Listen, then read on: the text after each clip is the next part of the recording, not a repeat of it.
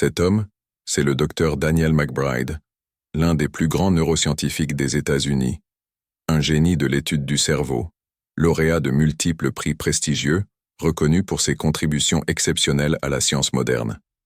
Toute sa vie avait été guidée par la quête de la compréhension des mécanismes complexes du cerveau humain, passant des années à explorer les profondeurs de la conscience et des comportements.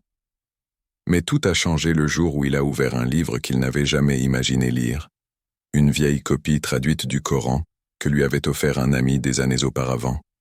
Ce livre, délaissé sur une étagère poussiéreuse, semblait attendre patiemment que son lecteur soit prêt à découvrir ses secrets. Ce n'était pas un simple acte de curiosité, mais plutôt un appel silencieux qui résonnait en lui, une invitation à explorer des vérités au-delà de la science. Ce livre allait répondre à des questions qu'il portait en lui depuis toujours, des interrogations sur le sens de la vie, l'origine de l'univers et le but ultime de l'existence humaine. Ce fut le début d'un voyage intellectuel et spirituel qui allait bouleverser sa perception du monde et de lui-même. Au début, Daniel n'était pas convaincu. Il pensait que le Coran était simplement un livre religieux comme les autres, rempli de dogmes et de mythes. Sa formation scientifique rigoureuse lui avait appris à aborder toute information avec scepticisme, surtout lorsqu'il s'agissait de textes religieux. Pourtant, cette nuit-là, alors que le silence régnait dans son bureau éclairé par la lueur tamisée de sa lampe, une force inexplicable l'a poussé à ouvrir ses pages. Ce n'était pas une simple curiosité passagère, mais une impulsion profonde, comme si quelque chose, ou quelqu'un, voulait qu'il découvre un savoir caché. Ce qu'il a trouvé entre ces lignes a ébranlé toutes ses certitudes. Alors qu'il lisait, une étrange concordance entre la science qu'il étudiait depuis des décennies et les versets du Coran s'est imposée à lui. Les mots résonnaient avec une précision troublante, éveillant en lui des questions qu'il n'avait jamais osé poser. Une aïa en particulier l'a frappé comme un éclair. Non, s'il ne cesse pas, nous le saisirons par le toupet menteur et pécheur. Sourate Al-Alaq. Ce verset l'intrigua profondément. Il se leva de son siège, prit un de ses manuels de neurosciences et compara les descriptions anatomiques du lobe frontal avec les mots du Coran. Comment un texte vieux de plus de 1400 ans pouvait-il faire allusion à une partie du cerveau que la science moderne avait seulement récemment comprise dans toute sa complexité? Ce questionnement devint le point de départ d'une réflexion intense qui allait transformer sa vision de la science et de la foi. En tant que neuroscientifique, il savait que le toupet, ou le lobe frontal, est réputé pour sa fonction décisionnelle et éthique, ainsi que pour sa capacité à juger le bien et le mal. Cette région du cerveau joue un rôle central dans la planification, la prise de décision et la régulation des comportements sociaux. Comment un texte vieux de plus de 1400 ans pouvait-il contenir une telle vérité scientifique découverte seulement au XXe siècle? Ce verset éveilla en lui un profond questionnement sur la coïncidence entre la révélation divine et les découvertes modernes. Mais ce n'était que le début. Plus il s'enfonçait dans sa lecture, plus il découvrait des ayats dévoilant des vérités scientifiques fascinantes, la formation de l'embryon humain décrite avec une précision troublante, la structure complexe et harmonieuse de l'univers, et le rôle indispensable de l'eau dans la subsistance de toute forme de vie. Chaque page qu'il tournait semblait être une passerelle entre la science et la spiritualité, comme si le Coran avait été écrit pour dialoguer directement avec son esprit rationnel et apaiser son âme en quête de vérité. Daniel était issu d'une famille catholique pratiquante, où la foi occupait une place centrale dans la vie quotidienne. Depuis son enfance, il était passionné par les mystères de l'univers et les grandes questions existentielles. Qui sommes-nous? Pourquoi sommes-nous ici? Quelle est notre destinée après la mort? Qui est le véritable créateur?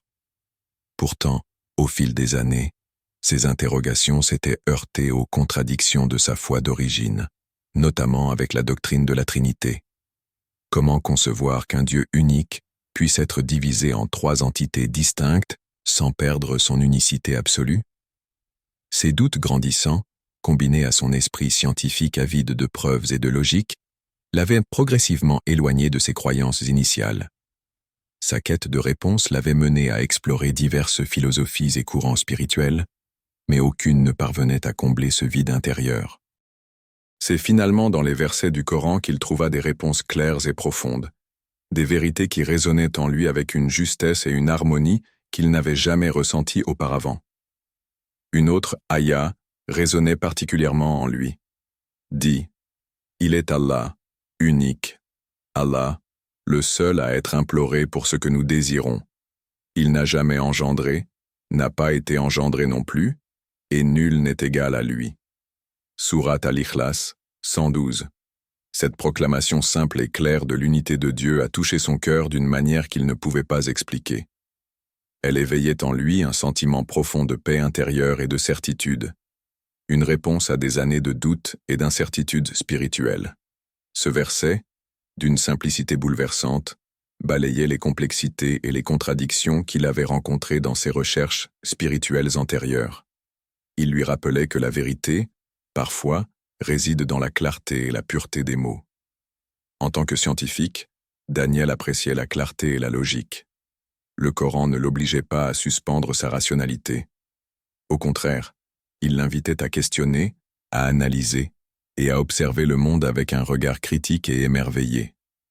Chaque verset semblait tisser un lien subtil entre les réalités physiques et les vérités spirituelles, offrant une perspective globale sur la création. Il comprit que l'islam ne voyait pas la science comme un adversaire, mais comme une passerelle permettant de mieux comprendre la grandeur de Dieu et la complexité de l'univers. Cette découverte renforçait son admiration pour cette foi qui embrassait la quête de savoir et la réflexion intellectuelle. Plus il avançait dans sa lecture, plus il découvrait des correspondances fascinantes entre les connaissances scientifiques modernes et les versets coraniques. Les descriptions précises de phénomènes naturels, les lois qui régissent l'univers et les miracles de la création humaine suscitaient en lui une admiration sans bornes. Comment un texte révélé il y a plus de 14 siècles pouvait-il contenir de telles vérités intemporelles? Cette question devenait le moteur de sa quête spirituelle. Il se plongea alors dans des recherches approfondies, confrontant les textes coraniques aux découvertes scientifiques les plus récentes, et chaque découverte renforçait sa conviction que science et foi pouvaient coexister harmonieusement. Le Coran devenait pour lui un livre de méditation autant qu'un guide de compréhension du monde. Cependant, ce n'était pas une simple révélation intellectuelle, mais une véritable métamorphose spirituelle. Daniel ressentait un besoin croissant de se rapprocher de cette vérité qu'il découvrait jour après jour. Il se souvenait des paroles de Malcolm X qu'il avait lues dans sa jeunesse. « L'islam m'a donné une direction claire, un sens de la justice et de l'unité humaine. » Ces mots résonnaient désormais plus fort en lui. Inspiré par cet exemple, il entreprit d'adopter progressivement les enseignements de l'islam.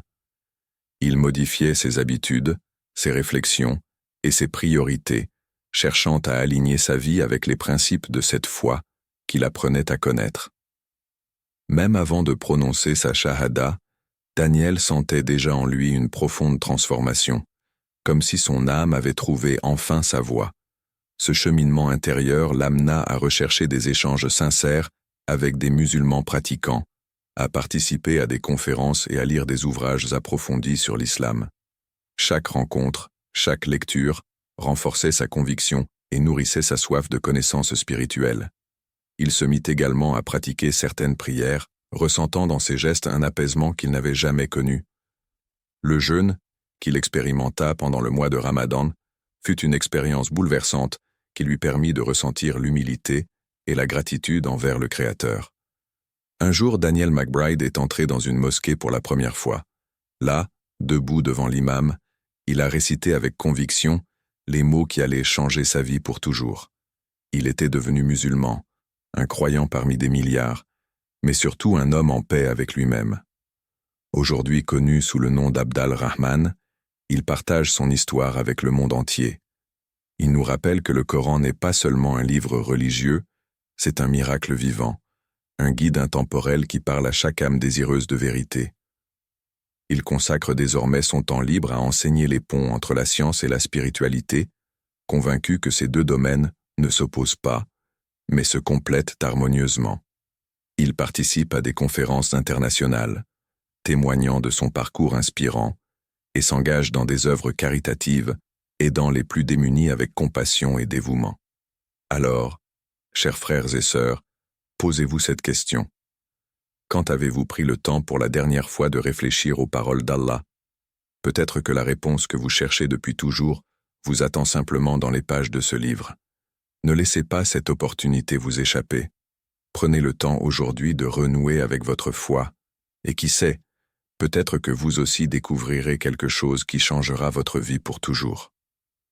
Si cette vidéo vous a apporté des connaissances utiles, n'hésitez pas à liker, partager et surtout vous abonner pour ne rien manquer des prochaines vidéos. À bientôt, Inch'Allah. Assalamu alaikum wa rahmatullahi wa barakatuh.